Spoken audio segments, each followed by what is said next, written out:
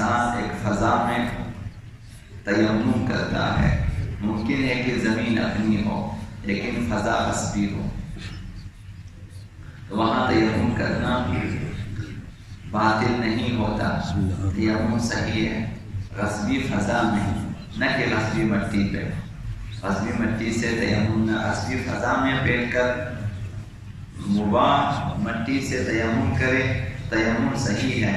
لہذا اگر کوئی شخص اپنی زمین میں اپنے ہاتھوں کو تیمم کی نیت سے زمین پہ مارے اور پھر چل کر غصبی فضا میں آ کر تیمم کرے، کسی غصبی جگہ پہ آ جائیں، فضا میں کھڑا ہے، ہاتھوں پہ مٹی اپنی لگی ہوئی ہے اور وہ مثلا تیمم کرے، تو اس کا تیمم صحیح ہے، اگرچہ غصبی فضا میں داخل ہونے کے سبب وہ شخص گناہ گار ہے، گناہ کیا اور تیمم صحیح ہے۔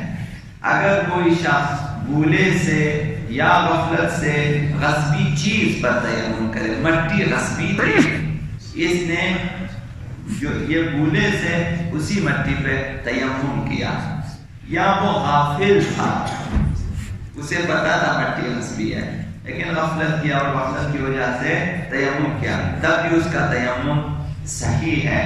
لیکن اگر تیمم کرنے والا خود غاصب ہو، اس نے خود مٹی کو غصب کیا ہے، اب بھول گیا اور وہ تیمم کرے تو اس کا تیمم باطل ہے۔ کسی اور نے غصب کیا تھا، اس نے بھولے سے تیمم کیا، اس کا تیمم صحیح ہے۔ اس نے خود غصب کیا تھا اور بھولے سے تیمم کیا، اس کا تیمم باطل ہے، صحیح نہیں ہے۔ جب انسان کوئی چیز غصب کر لیتا ہے تو وہ چیز اس کا استعمال اور اس سے استفادہ کرنا حرام ہو جاتا ہے۔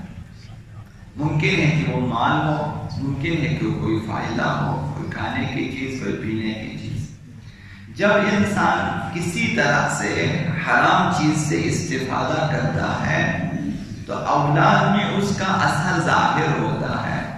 یہ عرض کرنا ہے کہ حرام کا اثر اولاد میں ظاہر ہوگا۔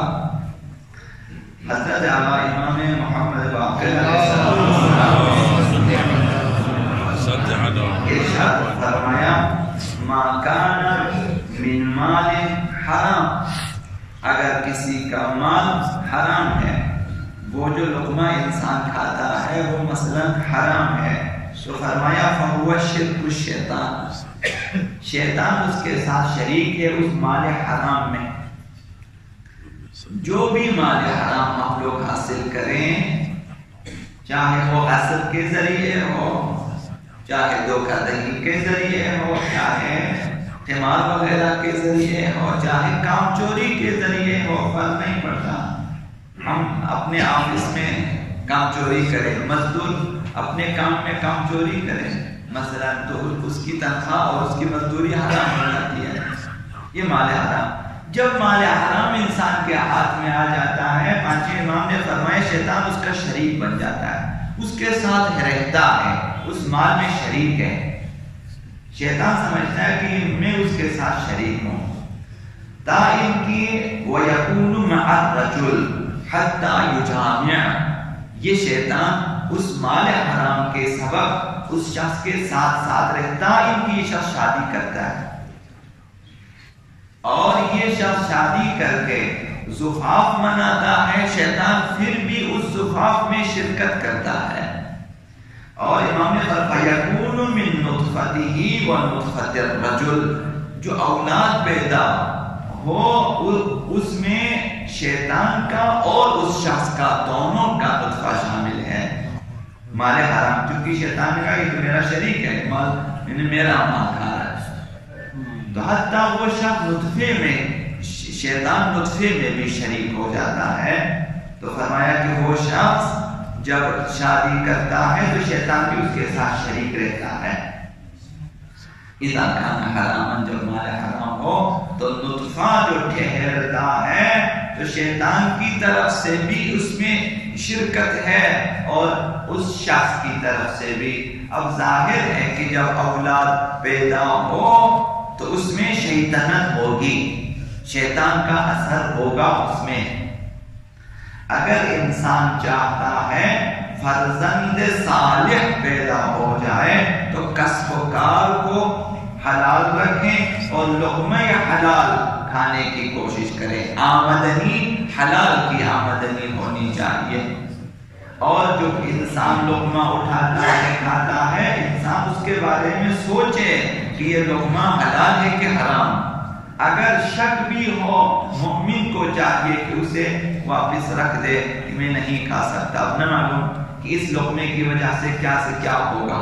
چونکہ لقمہ حرام کے سبب خود انسان کی روحانیت بھی خراب ہو جاتی ہے، اولاد کی تربیت بھی خراب ہو جاتی ہے. کبھی اولاد اسی لقمہ حرام کی وجہ سے بڑی بڑی مصیبتیں اور آفتیں انسان کے لیے کھڑی کر دیتی ہیں.